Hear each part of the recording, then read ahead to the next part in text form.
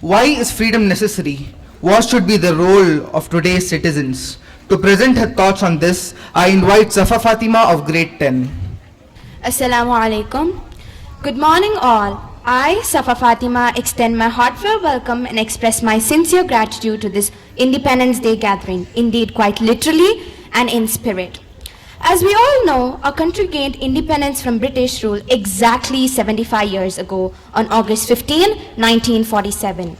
There is a quote I recollected at this juncture that gives listeners goosebumps. Quote, "For the sake of freedom, should your blood not boil? Then it would be water, not blood." A youth not spent on fighting for freedom is old age in disguise, unquote. With such hardship and tyranny, India fought for freedom for nearly a decade. Let us all join our hands and bow in honor for all those heroes who bravely fought to give our generation freedom. Even today, many soldiers leave their comfortable lives to man the boundaries of our land. For the sake of our country, they choose to join the armed forces. They go on missions without informing their loved ones and have no idea whether they will return alive or be draped in the national flag.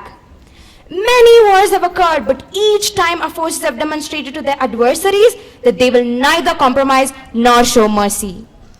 Our valiant heroes fought for years to ensure that the future generations could live in freedom and dignity.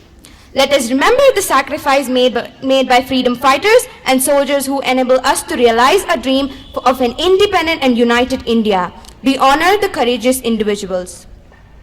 India has achieved a lot after its independence. In the last 75 years, we all have witnessed the greatest events of all time, making us proud citizens of this country. We designed our first satellite, Aryabhatta, in 1975. We received Oscars for our movies. We won our first ever World Cup under the captaincy of Kapil Dev and followed it with 2 more.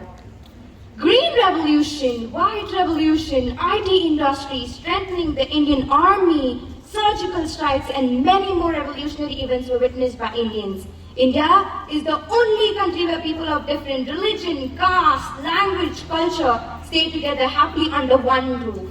This unity and diversity will not be seen anywhere in this whole wide world.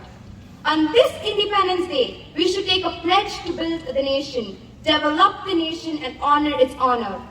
Many more wishes to you all on 76th Independence Day of this great country. We must take an oath to be responsible and well-educated citizens of tomorrow. India, and we should do our duties honestly, and we should always be ready to protect it from bad people. It is our duty to take our nation forward and make it the best country in the world. Citizens should work hard to achieve the goals and lead this democratic nation successfully. On this occasion of national pride, I congratulate all of you present here for playing your roles for the betterment of this nation. Ladies and gentlemen, I once read a quote, "No nation is perfect, you have to make it one." It kept me thinking. I understand. I also agree with you on many counts that we have several flaws. We have the anti-social elements creating imbalance, weak political figures, corruption, and whatnot. Having acknowledged all that, my dear listeners of 2022, you know what? I believe in the narrative of India. I believe what it stood for, and I believe the common folk, you and I, will work towards making this nation an example of balance, integrity, diversity, secular, and earnest. As we took oath to adopt our preamble, I stand before you with all the pride in my heart and hope for the future, and drawing inspiration from my sisters Malala and Anne Frank. Let's vow, dear friends, to uphold and harbor high the symbol of our unity, the nation of India.